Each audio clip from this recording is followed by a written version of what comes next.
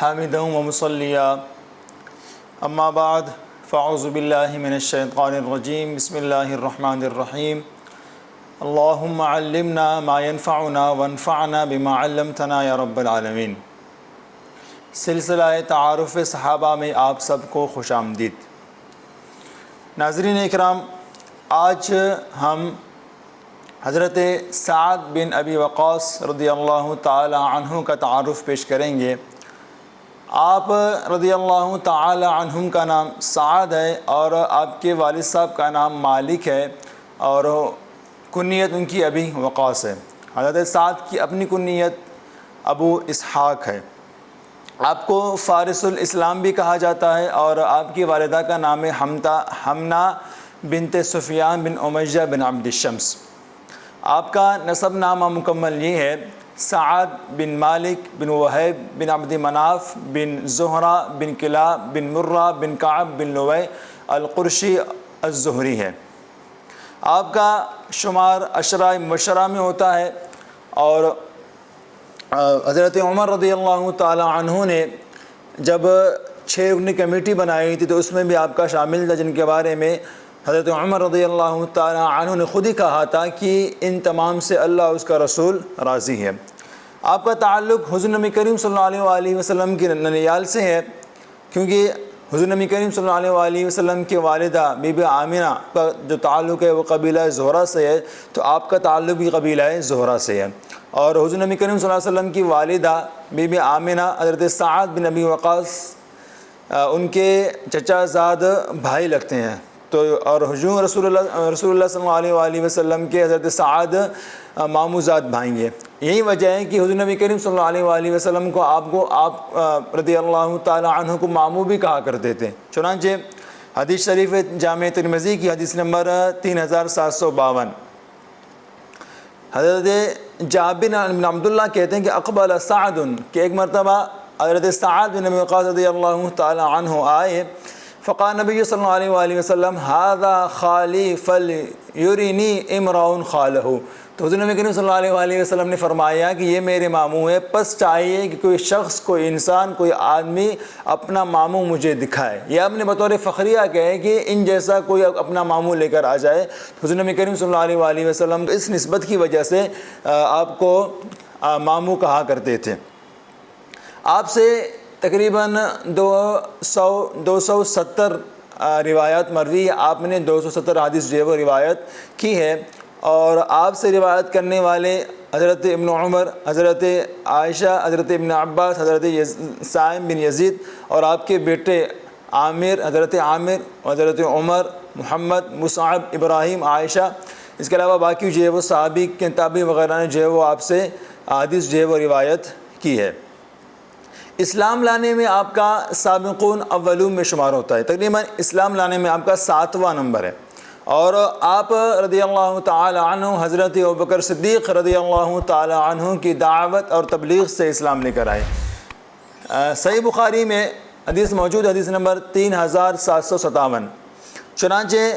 حضرت سعید بن مسیب کہتے ہیں کہ سمعت سعد بن ابی وقاص، کہ میں نے حضرت سعد بن ابی وقاص رضی اللہ تعالی عنہ کو فرماتے ہوئے سنا، ما اسلم احد الا فی الیوم الذی اسلمت فیہ، کہ جس دن میں اسلام لے کر آیا اس دن کوئی اسلام لے کر نہیں آیا۔ وَلَقَدْ مَكَثْتُ 7 أَيَّامٍ وَإِنِّي لَثُلُثُ الْإِسْلَامِ، اور تحقیق میں 7 دن جو ہے وہ ٹھہرا رہا اور میں اسلام لانے میں جو ہے وہ تیسرا ہوں۔ یعنی حضور نبی کریم صلی اللہ علیہ وسلم کی نبوت کے بعد صرف جو ہے وہ 7 دن کے بعد میں اسلام لے کر آیا، اور اسلام لانے میں میرا جو مقام ہے وہ تیسرے نمبر پر ہے۔ لیکن علماء فرماتے ہیں کہ آپ رضی اللہ تعالی عنہ کا جو مقام ہے وہ 7واں ہے، تیسرا نمبر نہیں ہے۔ وجہ یہ ہے اس کی کہ چونکہ اس وقت جو حضرات ایمان لے کر آتے تھے وہ اپنے ایمان کو چھپاتے تھے، مخفی رکھتے تھے، تو چونکہ آپ باقی سب کا ایمان آپ سے مخفی تھا، صرف جو ہے وہ آپ نے بی بی خدیجہ صدیقہ رضی اللہ تعالی عنہ کو شمار کر کے فرمایا میرا جو ہے وہ تیسرا نمبر ہے، لیکن باقی جو اصحاب تھے انہوں نے اپنے ایمان کو چھپایا ہوا تھا، اسی لیے آپ نے یہ الفاظ استعمال فرمایا کہ میں جو ہے وہ تیسرے نمبر پر، وگرنہ الاستیعاب میں روایت ہے آپ نے کہا تھا کہ میں جو ہے وہ اسلام لانے میں 7واں ہوں، تو اس بنیاد پر آپ نے جو ہے وہ تیسرا فرمایا ہے۔ آپ کے اسلام لانے کے بعد آپ کی والدہ آپ کے بہت خلاف ہو گئی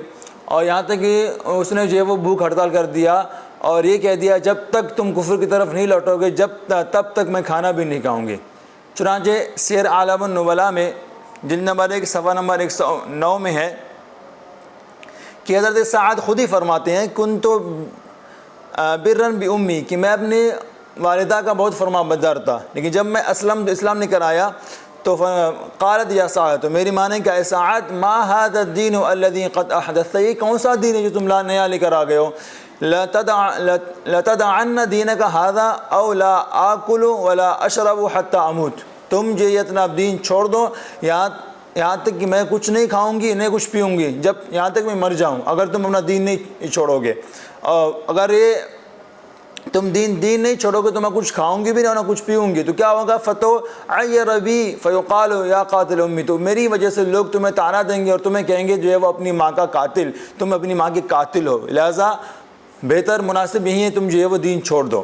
تو حضرت سعد کہتے ہیں قلت، میں نے کہا لا تفعلی یا امی، ماں ایسا مت کرو، انی لا ادعو دین ھذا لشیء، کہ میں یہ دین جو ہے وہ اپنا یہ دین کبھی نہیں چھوڑوں گا۔ فمکثت یوما لا تأکل ولا تشرب ولیلۃ، تو ایک دن ایک رات جو ہے وہ ماں نے کچھ نہیں کھایا، واصبحت وقد جہدت، اس کے بعد جب صبح ہوئی تو وہ بہت ماں کمزور ہو گئی تھی۔ فلما رأیت ذلک، تو سعد کے جب میں نے یہ دیکھا ماں کی میں نے کمزوری دیکھی تو میں نے کہا کہ یا امہ تعلمین واللہ لو کان لک مئۃ نفس فخرجت نفسا، کہ ماں دیکھ لو اللہ تعالیٰ کی قسم، اگر تمہاری 100 جانیں ہوں، مئۃ نفس، اگر تمہاری 100 جانیں ہوں، فخرجت نفسا، اور ہر ایک جان کر کے نکل جائے، ما ترکت دینی، تب بھی جو میں اپنا دین ترک نہیں کروں گا۔ تو ان شئت فکلی او لا تاکلی، اگر تم چاہو تو کھاؤ، نہیں چاہو تو نہیں کھاؤ، لیکن میں دین چھوڑنے والا نہیں ہوں۔ جب ماں نے یہ دیکھا تو ماں مایوس ہو گئی، اس کے بعد وہ کھانا جو ہے وہ کھانے لگی۔ اس سعد بن ابی وقاص رضی اللہ تعالی عنہ اس عمل کی وجہ سے تو اللہ تبارک و تعالی نے قرآن پاک کی ایک آیت جو ہے وہ نازل فرما دی، فرمایا وَإِن جَاهَدَاكَ عَلَىٰ أَن تُشْرِكْ بِي، وَإِن جَاهَدَاكَ، اگر یہ ماں باپ تمہیں مجبور کر دے اس بات پر کہ تم شرک کرو میرے ساتھ، ما لیس لک بھی علم، جس کا تمہیں علم نہیں ہو، تو فلا تطعهما، تو تم پھر جو ہے وہ تم والدین کی فرما برداری مت کرو۔ اس سے پہلے ہے کہ والدین کے ساتھ احسان کرو، لیکن اگر تمہیں مجبور کرے کسی بات کے اوپر، اس بات کے اوپر کہ تم شرک کرو میرے ساتھ ایسی چیز کا جس کا تمہیں علم نہیں ہے، تو فرمایا اس وقت تم جو ہے ماں باپ کی فرما برداری مت کرو، تم اس وقت ان کی اطاعت تم پر واجب نہیں ہے۔ تو یہ آیت جو ہے وہ آپ کی شان میں اس کے بعد نازل آپ کے اس عمل کی وجہ سے۔ اسلام لانے کے بعد اسلام کی خاطر سب سے پہلے جو خون بہایا وہ حضرت سعد بن ابی وقاص رضی اللہ تعالی عنہ نے ہی بہایا۔ چنانچہ اسط الغابہ میں ہے جلد نمبر 2 صفحہ نمبر 215 کہ ابن اسحاق کہتے ہیں کہ حضور نبی کریم صلی اللہ علیہ وسلم کے صحابہ اذا صلوا ذهبوا الى شعاب، کہ جب حضور نبی کریم صلی اللہ علیہ وسلم کے صحابہ جب کوئی عبادت کرتے یا نماز وغیرہ پڑھتے تو اس ٹائم جو ہے وہ گھاٹیوں میں چلا جایا کرتے تھے، پہاڑوں میں جاتے تھے، واستخفوا بصلاتهم من قومهم، اپنی نمازیں لوگوں سے چھپا دیتے، اس وقت نمازیں وہاں پڑھا کرتے تھے۔ کریں گے فبینما سعد بن ابی وقاص فی نفر من اصحاب رسول اللہ صلی اللہ علیہ وسلم فی شعاب من شعاب مکہ، تو اس وقت حضرت سعد بن ابی وقاص رضی اللہ تعالی عنہ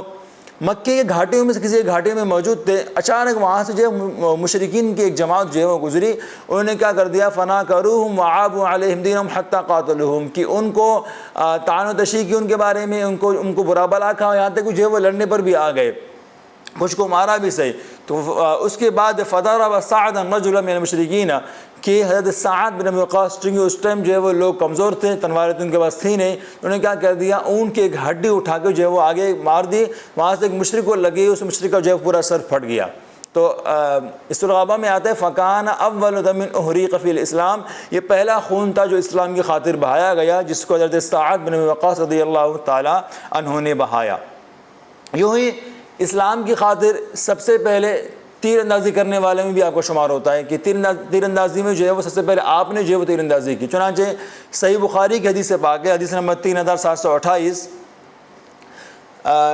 حضرت قیس فرماتے ہیں قال سمعت سعد رضی اللہ تعالی عنہ، کہ میں نے حضرت سعد بن ابی وقاص رضی اللہ تعالی عنہ کو فرماتے سنا انی لاول العرب رما بسهم فی سبیل اللہ، کہ میں عرب میں سے پہلا شخص ہوں جس نے اللہ تعالیٰ کی راہ میں تیر اندازی کی۔ فرماتے ہیں وَكُنَّا نَغْزُو مَعَ النَّبِيِّ صلی اللہ علیہ وآلہ وسلم، اور ہم حضور نبی کریم صلی اللہ علیہ وآلہ وسلم کے ساتھ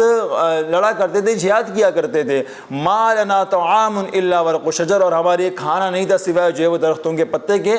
کہ ہم درختوں کے پتے کھایا کرتے تھے۔ حَتَّى إِنَّ أَحَدَنَا لَيَدْعَ كَمَا يَدْعُ الْبَعِيرُ بِالشَّاةِ مَا لَهُ خِلْطٌ، یہاں تک کہ اگر ہم میں سے کوئی ایک جو ہے وہ قضائے حاجت کرتا بھی صحیح تو اس کی جو قضائے حاجت ہوتی تھی وہ اونٹ اور بکری کی طرح ہوا کرتی تھی، مَا لَهُ خِلْطٌ، اس میں کوئی ملاوٹ نہیں ہوتی تھی، یعنی صرف جو ہے وہ جب ہم پتے کھایا کرتے تھے تو پتوں کی وجہ سے پاخانہ وغیرہ میں صرف جو ہے وہ وہی پتے ہی نکلتے تھے۔ یہ انہوں نے مطلب یہ چیز لیے بیان کی کہ جس طرح جو ہے وہ اونٹ کا پاخانہ ہوتا ہے، ہمارا پاخانہ ویسے ہی ہوا کرتا تھا کہ ہم اس وقت کھانا کچھ کھاتے نہیں تھے غربت کی وجہ سے اور اسلام لانے کی وجہ سے، کہ اسلام لا کے لوگ ہمارے مخالف ہو گئے تھے۔ پھر کہتے ہیں ثم اصبحت بنو اسد، تو اس کے بعد بنو اسد لوگ، قبیلہ بنو اسد آ گئے، وہ تعذرونی علی الاسلام، تو وہ ہمیں جو ہے وہ اسلام پر جو ہے وہ طعنہ دیتے ہیں اور ہمیں اسلام سکھاتے ہیں، اسلام ہمیں وہ سکھاتے ہیں۔ لقد خبت اذا وضل عملی، اگر ایسا ہے کہ یہ لوگ مجھے اسلام سکھائیں گے، یہ مجھے مذہب سکھائیں گے، تو اس وقت میرا عمل کیا ہو گیا؟ برباد ہو گیا۔ یہ انہیں بات کیوں کہی تھی؟ کریں فرما رہے ہیں وَكَانُوا وَشَوْا بِهِ إِلَىٰ عمر، کہ انہوں نے جو ہے وہ حضرت عمر رضی اللہ تعالی عنہ کے پاس ان کی شکایت کی تھی، انہوں نے کہا تھا کہ لا يحسن يصلي، کہ یہ صحیح طرح نماز نہیں پڑھاتے۔ تو یہ جو اس واقعے کا پس منظر ہے وہ کچھ یوں ہے کہ 21 ہجری میں جب ایرانیوں نے عراق کے عجم میں جب جنگ سازی شروع کی تو مسلمانوں کو ان کے مفتوح ممالک سے نکال جب دیا تھا، تو اس وقت حضرت عمر رضی اللہ تعالیٰ عنہ نے اسلامی فوج بھی تیار کی تھی، اور حضرت سعد جو ہے وہ اس وقت کوفہ میں موجود تھے، اور کوفہ سب سے بڑا مرکز تھا۔ تو اس وقت آپ نے نعمان بن مقرب کو اس فوج کا جو ہے وہ امیر بنایا، لیکن چونکہ اس وقت ایک ایسی جماعت پیدا ہو گئی تھی جو قصداً جنگ سے جو ہے وہ پیچھے ہٹتا تھا، اس جماعت کو جو ہے وہ جنگ کرنے کی عادت تھی نہیں، تو وہ چاہتا یہ تھے کہ یہ جو بصرہ والے لوگ ہیں، کوفہ والے لوگ ہیں، یہ جو خامخواہ فارس پر جو ہے حملہ کرتے ہیں، ایران پر جو خامخواہ لڑائی کرتے ہیں، اس لیے انہیں جو ہے وہ پیچھے ہٹ گئے۔ تو ان کی شکایت حضرت سعد بن ابی وقاص رضی اللہ تعالی عنہ نے حضرت عمر بن خطاب رضی اللہ تعالی عنہ سے کی، تو ان میں سے جراح بن سنان تھا، ان کے چند ساتھیوں کو حضرت سعد سے جو ہے وہ شدید دشمنی پیدا ہو گئی، عداوت پیدا ہو گئی۔ انہوں نے مدینہ پہنچ کر شکایت کی کہ یہ اس کی وجہ سے، اس تمام واقعے کی وجہ سے کیا کر دیا، مدینہ میں جا کے شکایت کی کہ حضرت سعد بن ابی وقاص رضی اللہ تعالی عنہ اچھی طرح نماز نہیں پڑھاتے۔ جب یہ بات حضرت عمر نے سنی تو آپ کو جو چونکہ یقین تو نہیں تھا، حضرت سعد بن ابی وقاص اتنے جو ہے وہ بلند و بالا صحابی، ایسا ہو نہیں سکتا وہ نماز صحیح نہیں پڑھائے، پھر بھی آپ نے جو ہے وہ صرف ہے کہ رفع حجت کے لیے، حجت تمام کرنے کے لیے جو ہے وہ حضرت محمد بن مسلمہ کو بھیج دیا کہ آپ جائیں وہاں تحقیقات کریں۔ جب یہاں پہ آئے کوفہ میں تمام مساجد کی سارے کا گشت کیا تو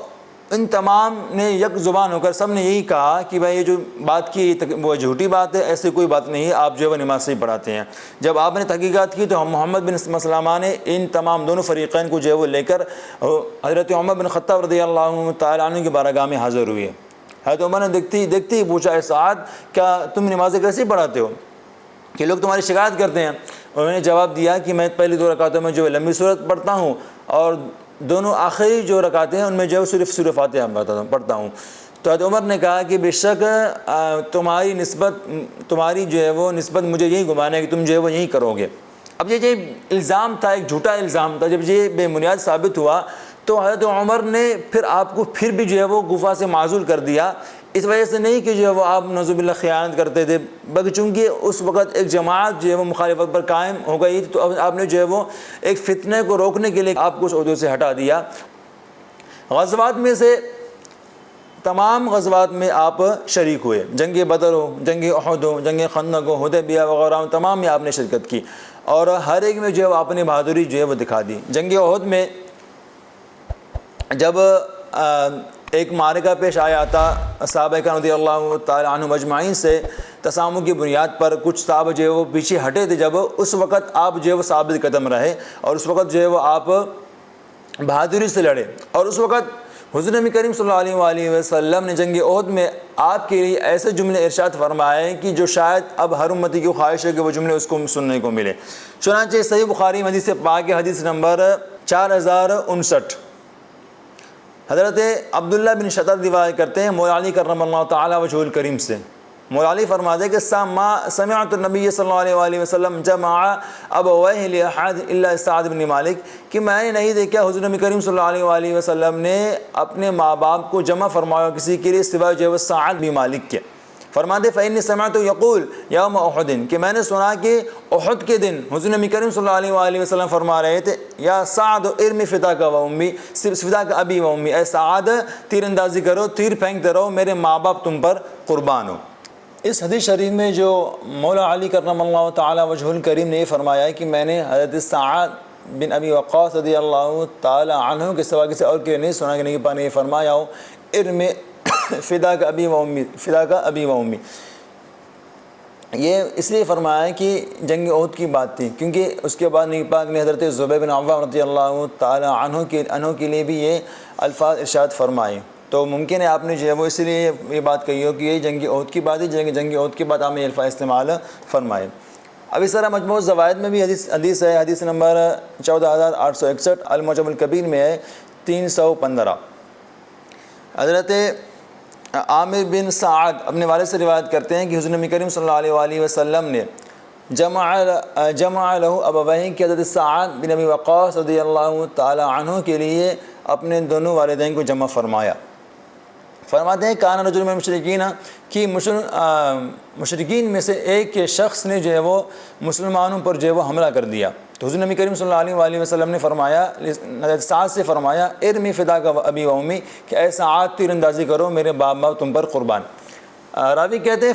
حضرت سعد خود ہی کہتے ہیں فنزعت بسہم لیس فیہ نسل، اس وقت میں نے ایک تیر نکالا تھا لیکن اس کا جو پھل تھا وہ نہیں تھا، پھل موجود نہیں تھا، بغیر صرف جو ہے وہ لکڑی تیر کی تھی۔ فرمایا فاصبت جنبہ، تو میں نے کیا کیا، نشان ہمارا اس مشرک کیا میں نشان ہمارا پیشانی پہ، فوقع وانکشفت عورتہ، جب میں نشان ہمارا ٹھیک اس کی پیشانی میں جا کے لگا اور اس کے بعد وہ بنانا ہو گیا، تو جب یہ منظر حضور نبی کریم صلی اللہ علیہ وآلہ وسلم نے دیکھا تو فتح نبی صلی اللہ علیہ وآلہ وسلم نبی پاک جو ہے وہ ہنسنے لگے۔ ساتھ فرماتے ہیں کہ حتیٰ نظرت الی نواجذی، کہ میں نے حضور نبی کریم صلی اللہ علیہ وآلہ وسلم کے داڑھی مبارکی وہاں پہ دیکھی۔ آپ کے ازواج میں تقریباً جو ہے آپ کی 10 بیویاں تھیں اور 35 آپ کے اولاد، جن میں سے جو ہے وہ 18 بیٹے 17 بیٹیاں تھیں۔ آپ کی پہلے بیوی ابنت بنت شہاب بن عبداللہ ہے، جن سے اسحاق الاکبر اور ام الحکم الکبریٰ پیدا ہوئے۔ دوسری بیوی کی معاویہ بنت قیس بن معدی کرب، جن سے عمر، محمد، حفصہ، ام القاسم اور ام کلثوم پیدا ہوئی۔ تیسری بیوی آپ کی ام عامر بنت عامر بن عامر ہے، جن سے عامر، اسحاق الاصغر، اسماعیل اور ام عمران پیدا ہوئے۔ چوتھی بیوی آپ کی زبد بن حارث بن یعمر بن شراحیل بن عبد عوف، جن سے ابراہیم، موسیٰ، ام الحکم الصغریٰ، ام عمر، ہند، ام زبیر اور ام موسیٰ پیدا ہوئے۔ پانچویں بیوی آپ کی خولہ بنت عمران بن عوس، جن سے ایک بیٹا مصعب بن سعد پیدا ہوئے۔ چھٹی بیوی آپ کی ام ہلال بن ربی بن مرہ بن اوس، جن سے عبداللہ الاصغر اور عبد الرحمن جو کہ بجیر کے نام سے مشہور تھے اور حمیدہ پیدا ہوئی۔ ساتویں بیوی آپ کی ام حکیم بن قارث ہے، جن سے عمیر الاکبر اور حمنہ پیدا ہوئی۔ آٹھویں بیوی آپ کی ام سلمہ بنت خصفہ بن ثقف بن ربیعہ ہے، جن سے عمیر الاصغر، عمر، عمران، ام عمر، ام ایوب اور ام اسحاق پیدا ہوئے۔ نویں بیوی آپ کی طیبہ بنت عامر بن عتبہ، جس سے صالح پیدا ہوئی، اور 10ویں بیوی آپ کی ام حجیر ہے، جن سے عثمان اور رملہ پیدا ہوئے۔ باقی آپ کی ام ولد ہے، جن سے ایک بیٹا امرہ اور ایک بیٹی عائشہ پیدا ہوئی۔ آپ کی خصوصیات میں یہ شامل ہے کہ جس سے پہلے بیان ہوا کہ حضور نبی کریم صلی اللہ علیہ وآلہ وسلم نے آپ کے لیے فداک و امی، ابی و امی کا جو ہے وہ امی کے الفاظ ارشاد فرمائے۔ آپ کی ایک اور خصوصیت یہ بھی ہے کہ آپ مستجاب الدعوات تھیں، کہ آپ کی دعا جو ہے وہ قبول ہو جایا کرتی۔ چنانچہ جامع ترمذی میں 3751 حدیث نمبر ہے کہ حضور نبی کریم صلی اللہ علیہ وآلہ وسلم نے حضرت سعد کے لیے فرمایا اللہم استجب لسعد اذا دعاک، اے اللہ جب سعد بن ابی وقاص تجھ سے دعا کرے تو اس کی دعا قبول فرما۔ چنانچہ اس کے بعد جب بھی حضرت سعد دعا کیا کرتے تھے یا بد دعا کیا کرتے تو آپ کی دعا قبول ہو جایا کرتی تھی، اور لوگ آپ کی دعا سے ڈرتے بھی تھے۔ حدیث پاک میں بھی کہ حضرت نبی کریم صلی اللہ علیہ وسلم نے خود ہی فرمایا ہے کہ حضرت سعد کی دعا سے بچو، چنانچہ المطالب العالیہ میں حدیث نمبر 3986 ہے۔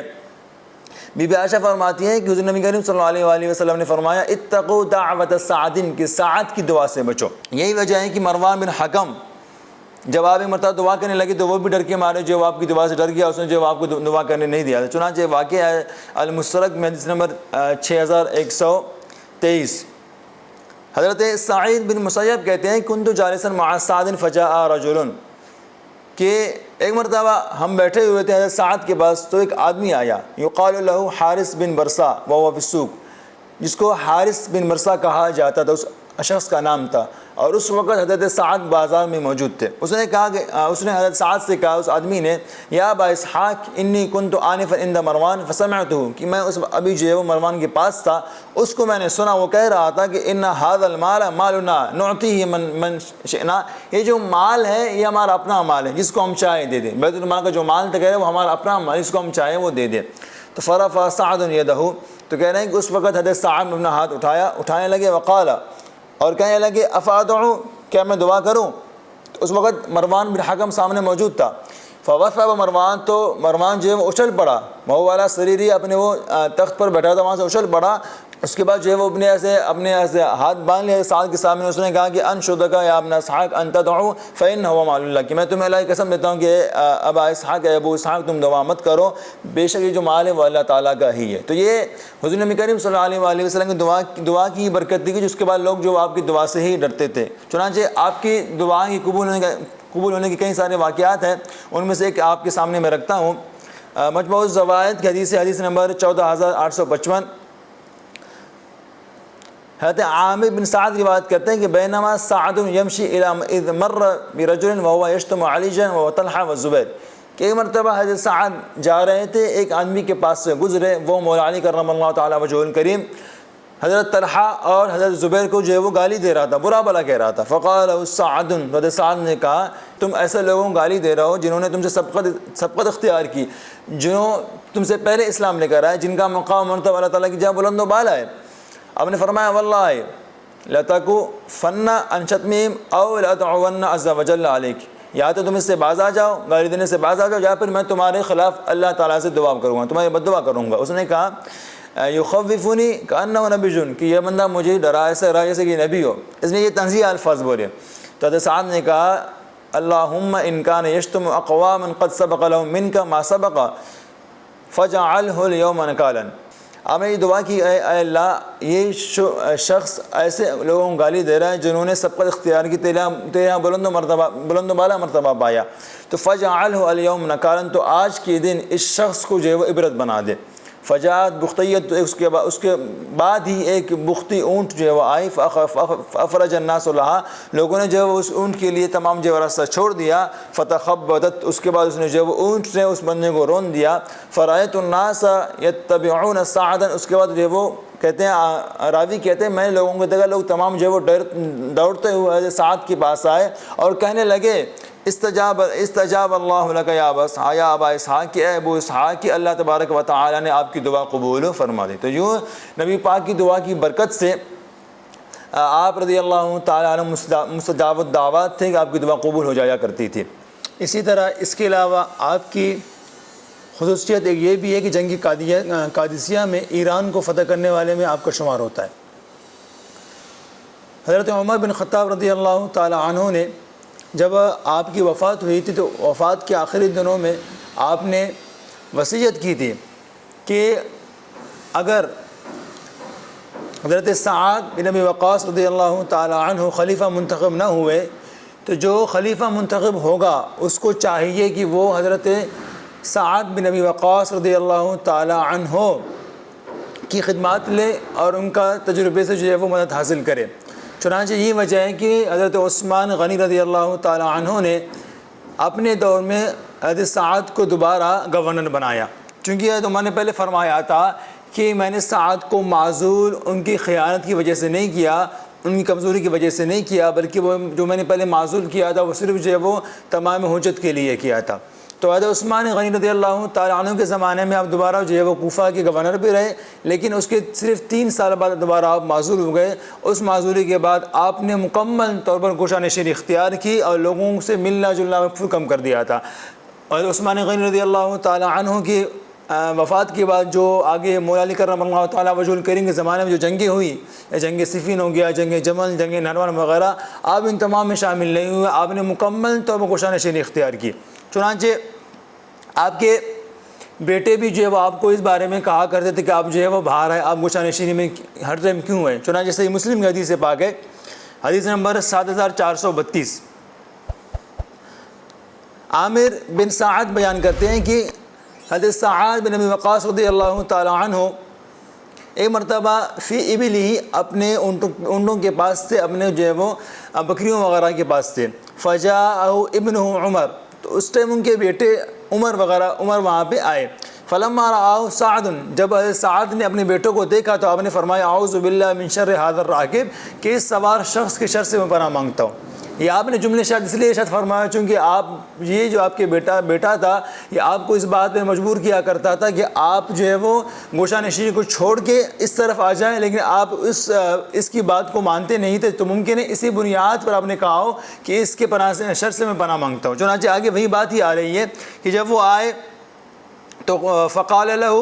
انزلت فی ابلک وغنمک، تو اس نے کہا کہ اے ابا جان آپ جو ہے وہ اپنے اونٹوں میں اور اپنے جو ہے وہ غنم بکریوں وغیرہ میں لگے رہے ہیں، وترکت الناس یتنازعون الملک بینہم، اور آپ نے لوگوں کو چھوڑ دیا، لوگ آپس میں کیا کر رہے ہیں؟ حکومت تقسیم کر رہے ہیں، حکومت کے بارے میں باتیں کر رہے ہیں۔ تو مجھے لگا آپ کو بھی چاہیے کہ آپ جو ہے وہ ابھی جو ہے وہ جنگوں میں شریک ہو جاؤ اور آپ بھی جو ہے وہ اس میں گوشہ نشینی کو چھوڑ دو۔ یہ بات جب آپ کے بیٹے نے کی، فضرب سعد فی صدرہ، تو سعد نے جو ان کے سینے پہ ایسے مارنے کے بعد ہم نے کہا اسکت، خاموش ہو جا، سمعت رسول اللہ صلی اللہ علیہ وآلہ وسلم، کہ میں نے حضور نبی کریم صلی اللہ علیہ وآلہ وسلم کو فرماتے ہوئے سنا ہے، ان اللہ یحب العبد التقی الغنی الخفی، کہ اللہ تبارک و تعالی ایسے بندے کو فرماتا ہے پسند جو بندہ پرہیزگار ہو، بے نیاز ہو اور چھپنے والا ہو، گوشہ نشینی اختیار کرنے والا ہو۔ چنانچہ اس حدیث کی وجہ سے آپ جنگ صفین، جنگ جمل، جنگ نہروان، ان تمام میں جو ہے وہ شرکت نہیں کی۔ البتہ آخری عمر میں چونکہ آپ کی بینائی بھی کمزور ہو گئی تھی اور آپ تھوڑے کمزور بھی ہو گئے تھے، اور حضرت معاویہ کے دور میں مدینے سے 10 میل کے فاصلے پر مقام عمی کی ایک جگہ تھا، وہاں آپ کا ایک محل قصر بنا ہوا تھا، اس میں آپ کی وفات ہوئی، اور روایت میں آتا ہے کہ مہاجرین میں سب سے آخر میں وفات پانے والے حضرت سعد بن ابی وقاص رضی اللہ تعالی عنہ ہے، اور تقریباً سن 55 میں آپ کی وفات ہوئی، اور اس وقت آپ کی عمر تقریباً 83 سال تھی۔ آخری وقت میں آپ نے وصیت کی تھی کہ میں جنگ بدر میں جو میں نے اونی کپڑا پہنا ہوا تھا تو اس سے مجھے کفن دینا، اسی کو میرے کفن میں شامل کرنا، کہ اس کپڑے کو میں نے آج کے دن کے لیے سنبھال کے رکھا ہوا تھا۔ یہ روایت المستدرک میں موجود ہے، حدیث نمبر ہے 6100۔ آپ کی وفات کے بعد آپ کو اس مقام سے جو 10 میل کے فاصلے پر تھا مقام عمیق، وہاں سے اٹھا کے لوگوں نے آپ کو کندھوں پر اٹھایا، وہاں سے اٹھا کے آپ کو مدینہ پاک لے کر آ گئے، اور مدینے میں اس وقت بعض ازواج مطہرات وہاں موجود تھی، ان کے حجروں کے سامنے آپ کی جو ہے نماز جنازہ ادا کی گئی، اور جنازہ پڑھانے والا جو ہے مروان بن حکم تھا، چونکہ وہ اس وقت مروان بن حکم مدینہ کا گورنر تھا، تو اس گورنری کی وجہ سے اس نے نماز جنازہ پڑھائی، اور اس کے بعد آپ کو جنت البقیع میں دفن کیا گیا۔ تو دعا اللہ تبارک و تعالیٰ سے کہ ہمیں اللہ تبارک و تعالیٰ حضرت سعد اور باقی تمام اصحاب کی سیرت پر عمل کرنے کی توفیق عطا فرمائے۔ وما علینا الا البلاغ المبین۔